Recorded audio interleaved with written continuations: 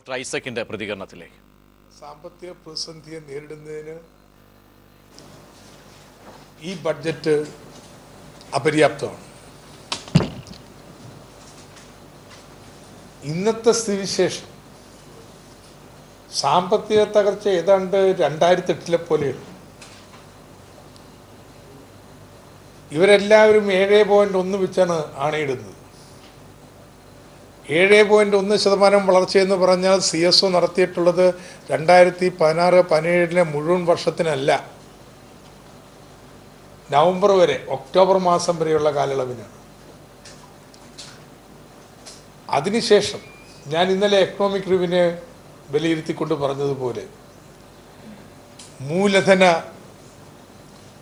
രൂപീകരണത്തിലുണ്ടായ കുത്തനെ ഇടിവ്, ബാങ്ക് വായ്പ നൽകുന്നത് കഴിഞ്ഞ വർഷത്തെ അപേക്ഷിച്ച് 5% കുറഞ്ഞത്, ഇൻഡസ്ട്രിയൽ കപ്പാസിറ്റി യൂട്ടിലൈസേഷൻ 70% ഇരിക്കുന്നത്, ഇങ്ങനെ ഓരോന്നും എടുത്തു കഴിഞ്ഞിട്ടുണ്ടെങ്കിൽ ഒരു സംശയം വേണ്ട, സാമ്പത്തിക വളർച്ച 6-നും 6.5-നും. ഞാനിവിടെ ഉദാരമായിട്ട് പറയും,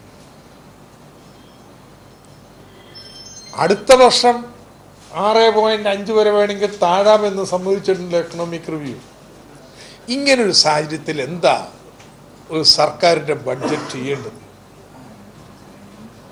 രാജ്യത്ത് നിക്ഷേപകർ മടിച്ചു നിൽക്കുന്നു, സാധാരണക്കാരൻ്റെ സാധനങ്ങൾ വാങ്ങാൻ പണമില്ല. ഈ ഒരു പശ്ചാത്തലത്തിൽ സർക്കാർ ചെലവുകൾ ഉയർത്തുകയാണ് വേണ്ടത്. എന്നാൽ ജെയ്റ്റ്ലിയുടെ ബഡ്ജറ്റ് ആവട്ടെ, നാമമാത്രമായ വർധന മാത്രമേ ബഡ്ജറ്റ് ചെലവിൽ വരുത്തുന്നുള്ളൂ.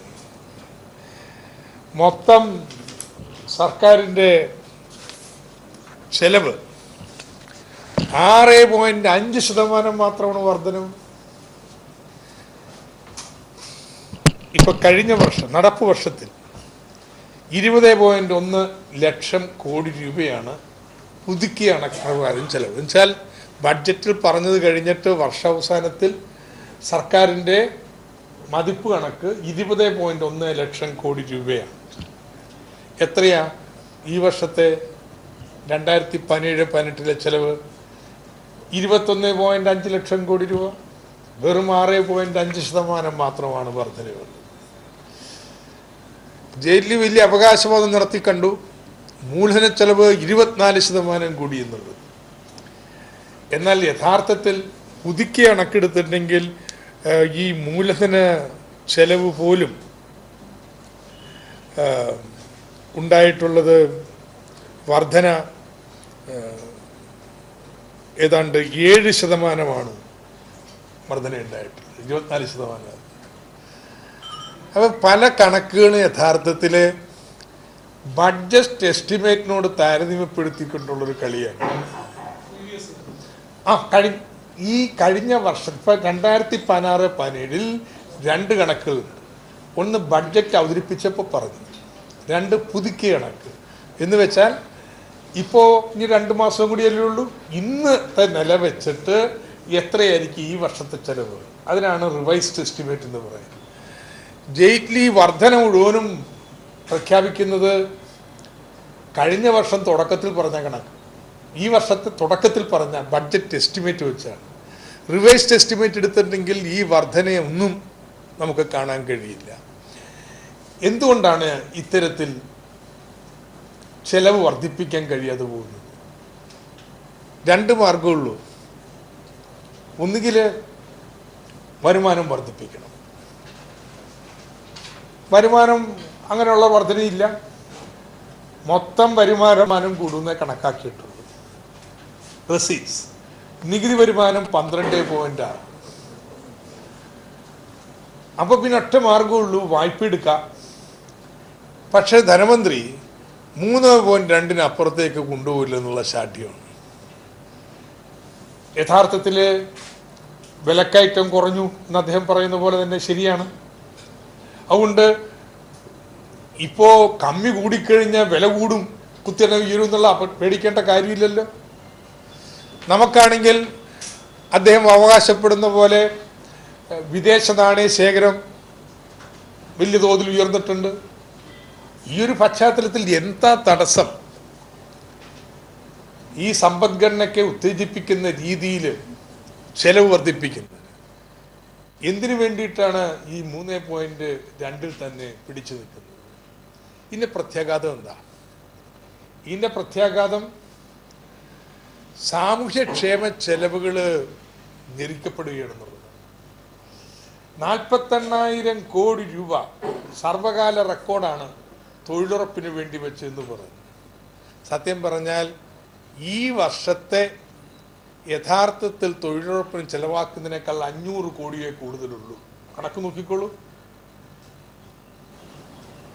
900 കോടി രൂപയാണ് ഈ വർഷത്തെ ചെലവ്. അതിനേക്കാൾ 500 കോടി രൂപ ചെലവ് കൂടി. അത്രേ ഉള്ളൂ. വലിയ കയറ്റം എന്ന് പറയുന്ന ഈ വർഷം ആദ്യം ബഡ്ജറ്റിൽ എസ്റ്റിമേറ്റ് ചെയ്തതാണ്.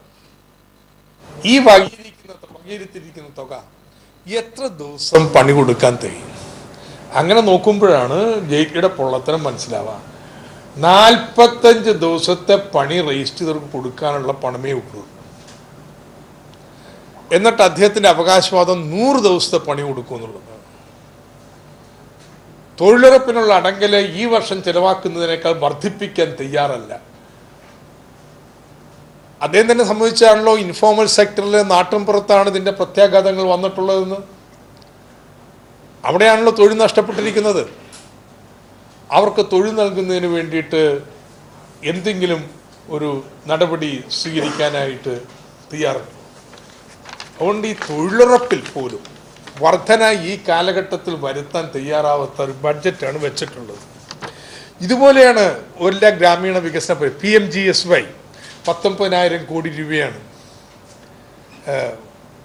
ഇത്തവണത്തെ റിവൈസ്ഡ് എസ്റ്റിമേറ്റ്. ഇപ്പോൾ വെച്ചിരിക്കുന്നതും 19,000 കോടി രൂപ തന്നെ. സർവശിക്ഷ അഭയൻ 28,251 കോടി രൂപ നിങ്ങൾക്ക് എഴുതി തരുന്നുണ്ട് ഞാനത്. ഇപ്പോഴത്തെ ബഡ്ജറ്റ് എസ്റ്റിമേറ്റ് 29,556 രൂപ, 1,500 രൂപ കൂടുതൽ. ഉച്ചഭക്ഷണം 9,700 കോടി രൂപ 2010 ഇപ്പോഴത്തെ റിവൈസ്ഡ് എസ്റ്റിമേറ്റ്. ഇപ്പോൾ വെച്ചിരിക്കുന്ന 10,000 കോടി രൂപ. അമൃത് പദ്ധതി 9,500 കോടി രൂപ റിവൈസ്ഡ് എസ്റ്റിമേറ്റ്. ഇപ്പോൾ ബഡ്ജറ്റ് ഉള്ളത് 500 കുറവാണ്. ഏതായാലും കൃഷിക്കാർക്ക് വേണ്ടിയിട്ട് വരുമാനം ഇരട്ടിയാക്കാൻ വേണ്ടിയുള്ള കൃഷിക്കാർക്ക് എന്താ വെച്ചിരിക്കുന്നത്? 48,072 കോടി രൂപ റിവൈസ്ഡ് എസ്റ്റിമേറ്റ്. ഇപ്പം 51,000 കോടി രൂപ, 3,000 കോടി കൂടുതൽ. അവർക്ക് ഏറ്റവും വലുതായിട്ട് വെച്ച് പറഞ്ഞത് ഇൻഷുറൻസാണ്, ക്രോപ്പ് ഇൻഷുറൻസ്. എത്രയെന്നറിയാം? പ്രധാനമന്ത്രി ഫൈസൽ യോജന എന്ന് പറയുന്നിടത്ത് 13,240 കോടി രൂപ റിവൈസ്ഡ് എസ്റ്റിമേറ്റിൽ ഇപ്പോൾ 9,000 രൂപ. എങ്ങനെ കുറയായിരിക്കുമെന്ന്? നിങ്ങളുടെ മൊത്തം ബഡ്ജറ്റ് 6% മാത്രം വർദ്ധിക്കുമ്പോൾ നിങ്ങൾക്ക് എവിടെയാണ് വർദ്ധിപ്പിക്കാൻ പറ്റുക? അതാണ് കഴിഞ്ഞ വർഷത്തെ യഥാർത്ഥ പുതുക്കിയ കണക്കുന്ന 6% മാത്രം വർദ്ധിക്കുന്ന ഒരു ബഡ്ജറ്റാണ് ഇവിടെ തയ്യാറാക്കിയിട്ടുള്ളത്. അപ്പോൾ ഇതിൻ്റെ ഫലമായിട്ട് സംസ്ഥാന സർക്കാരുകൾ ചോദിച്ചിട്ടുള്ള കാര്യങ്ങളൊന്നും ചെയ്യാൻ പറ്റത്തില്ല. സംസ്ഥാന സർക്കാരിൽ ഡെവല്യൂഷൻ കിട്ടുന്നത് വർദ്ധിച്ചിട്ടുണ്ട്. പക്ഷേ 2 രീതിയിലാണ് കിട്ടിക്കൊണ്ടിരുന്ന സംസ്ഥാന സർക്കാരുകൾ. ഒന്ന് ഫിനാൻസ് കമ്മീഷൻ തരുന്നത്, അതിന് ഓരോ സംസ്ഥാനത്തിനും എത്രയെന്ന് കൃത്യമായിട്ട് നിർവചിച്ചു വച്ചിട്ടുണ്ട്. രണ്ടാമത്തത് പ്ലാനിങ് കിട്ടിക്കൊണ്ടിരുന്നത്. ഇപ്പം അത് സ്കീം മാത്രമേ ഉള്ളൂ. ഓരോ സംസ്ഥാനത്തിനും എത്ര കിട്ടുക, അത് സംബന്ധിച്ച് എന്തെങ്കിലും പറയാൻ തയ്യാറായിട്ടുണ്ടോ? ഇത് വലിയ ചോദ്യം തന്നെയാണ്. സംസ്ഥാന സർക്കാരിന് എത്ര കിട്ടും ഓരോ സംസ്ഥാനത്തിനും? അതിൻ്റെ പ്രിൻസിപ്പിൾ എന്താണ്? സംസ്ഥാന സർക്കാരിന് എല്ലാ സംസ്ഥാനം ആവശ്യപ്പെട്ടതാണ് ഞങ്ങൾക്കൊരു 0.5% കൂടുതൽ ഒന്ന്. കേരളം 1% കൂടുതൽ വായ്പ എടുക്കാൻ അനുവദിക്കണം. ബാക്കിയുള്ള സംസ്ഥാനങ്ങളെല്ലാം ചർച്ച ചെയ്തപ്പോൾ 0.5% വർദ്ധിപ്പിക്കും എന്നുള്ള നിലപാട്. അപ്പോൾ കേന്ദ്രം തന്നെ 3.2 എടുക്കുമ്പോൾ പിന്നെ സംസ്ഥാനത്തിന് വർധനയുണ്ട്. അതുകൊണ്ട് ഒരു സാമ്പത്തിക മുരടിപ്പിൻ്റെ കാലഘട്ടത്തിൽ സംസ്ഥാന സർക്കാരും ചെലവ് ചുരുക്കാൻ നിർബന്ധരായിത്തീരുന്ന ഒരു സ്ഥിതിവിശേഷം.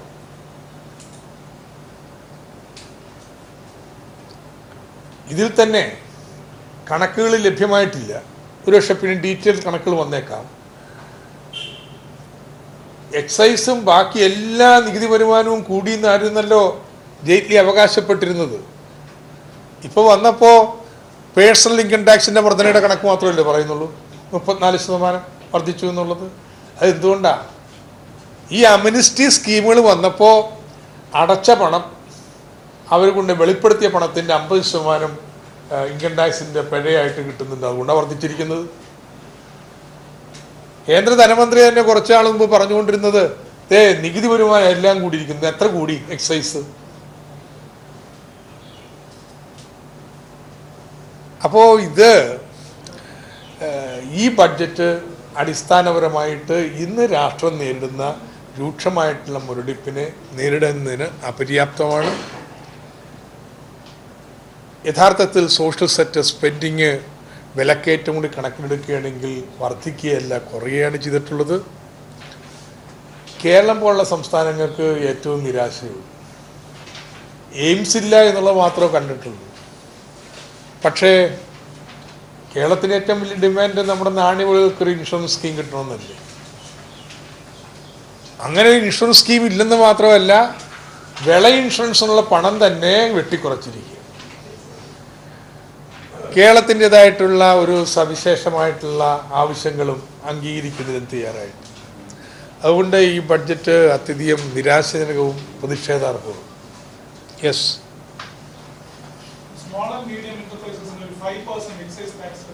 അത് നല്ലതാണ്. നിശ്ചയമായിട്ടും 50 കോടിയിൽ താഴെ ടേൺ ഓവറുള്ള ചെറുകിട സ്ഥാപനങ്ങൾക്ക് അവരുടെ നികുതി 25% കുറച്ചത് സ്വാഭാവികമായിട്ടുള്ള കാര്യം. വർദ്ധിപ്പിക്കണം എന്നുള്ള നിലപാടല്ല നമുക്കുള്ളത്. പക്ഷേ ഒരു ഖണ്ഡത്തിൽ ലോകത്ത് ഏറ്റവും കുറവ് നികുതി ഭാരമുള്ള രാജ്യങ്ങളിലൊന്നാണ് ഇന്ത്യ എന്ന് പറഞ്ഞു കഴിഞ്ഞിട്ട് എന്ത് നടപടിയാണ് സ്വീകരിക്കുന്നത്? നികുതി വരുമാനം 12% കൂടെന്ന് പറയുന്നുള്ളൂ ഈ വർഷം പിരിച്ചതിൽ നിന്ന്. അപ്പോൾ എന്തിനു വേണ്ടിയിട്ട് ഇത്ര വലിയൊരു ഖണ്ഡിക വെച്ചത്? അതൊക്കെ പറഞ്ഞതെല്ലാം വളരെ ശരി തന്നെ, പക്ഷെ നടപടിയിലേക്ക് നീങ്ങുന്നില്ലല്ലോ.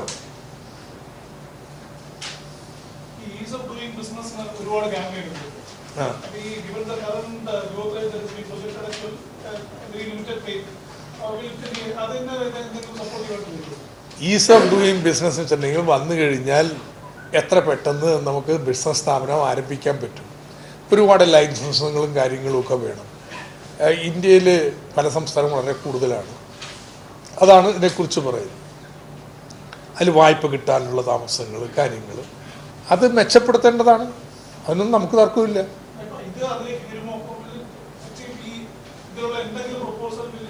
ഇല്ല, പ്രസംഗത്തിൽ നമ്മൾ കണ്ടിട്ടില്ല. അത് പണം ചെലവാക്കുന്നതല്ല, പൊതുനയം പറയുന്നതാണ്. നല്ല ഒരുപാട് ആശയങ്ങളും കാര്യങ്ങളും ഒക്കെ വെച്ചിട്ടുണ്ട്. പക്ഷേ it is not backed by മണി.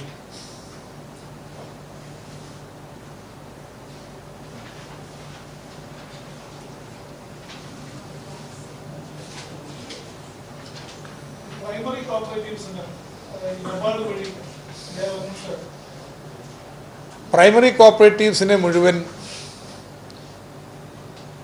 നമ്മുടെ ജില്ലാ ബാങ്കുകളുടെ ബാങ്കിങ് കറസ്പോണ്ടൻസ് ആക്കണമെന്നുള്ള റിസർവ് ബാങ്കിൻ്റെ നിർദ്ദേശം അത് ബലം പ്രയോഗിച്ച് നടപ്പാക്കാനുള്ള നീക്കമാണ് ഉള്ളത്. കാരണം ജില്ലാ ബാങ്കുകളുടെ കോർ ബാങ്കിങ്ങുമായിട്ട് അതിനെ ബന്ധപ്പെടുത്തുന്നു. അതിന് ഞാനെതിരെ പെടുത്താം.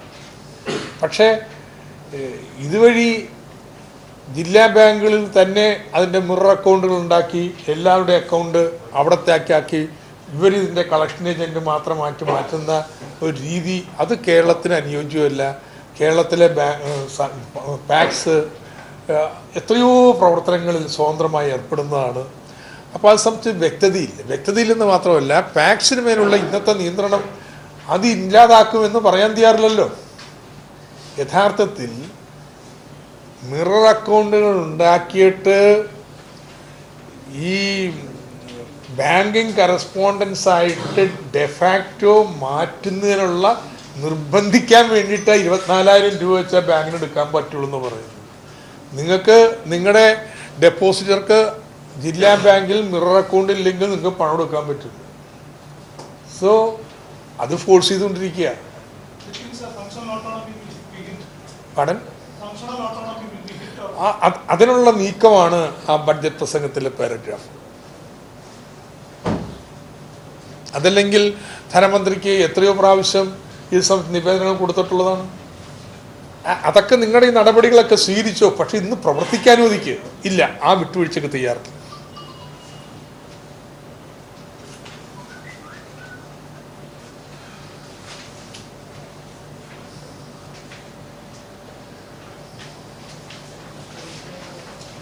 Anything else?